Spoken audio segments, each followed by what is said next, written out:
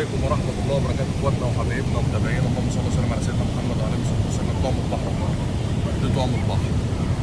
طبعا بقى مثلا حاطين غزل في الماء وبيقعد فترة مثلا، بيجي مثلا البيض الصغير بتاع الولد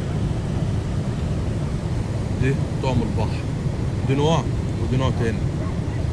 ده طعم الزفر يا جماعة، ده بتاع البياض، بتاع الرعايش، بتاع الحواشيم، العرس، البلطي.